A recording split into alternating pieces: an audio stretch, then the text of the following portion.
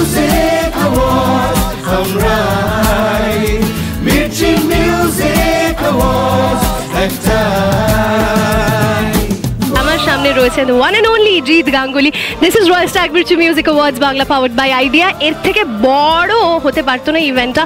আপনার পায়ের ধুলো পড়েছে বলে আমরা অনেক অনেক অনেক গর্বিত। না না, আমার পায়ের ধুলোর কিচ্ছু না, ঈশ্বরের আশীর্বাদ। অ্যান্ড মির্চি অলওয়েজ আমার কাছে অনেক স্পেশাল, এবং প্রত্যেকটা মিউজিক ডিরেক্টর, সিঙ্গার্স, এবং সবথেকে বড় কথা যেটা সেটা হচ্ছে মির্চি শুধু কম্পোজার, সিঙ্গার্স, লিরিসিস্টদেরই সম্মান দেন না, তার সঙ্গে সঙ্গে যারা টেকনিশিয়ানস আছেন, যারা ছাড়া আমরা চলতে পারি না, যেমন recordist and music arranger, programmers, তাদেরকেও সম্মান দেওয়া হচ্ছে। এটা থ্যাঙ্কস টু মির্চি।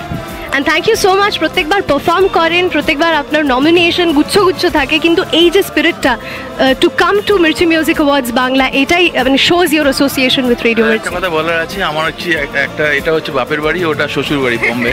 তো আমার দু জায়গায় দিয়ে আমার নমিনেশন থাকে, এবং আমার খুব ভালো লাগে মির্চিতে আসতে এবং পারফর্ম করতে। থ্যাংক ইউ সো মাচ জিদ্দা, আরও কথা হবে। Thank you.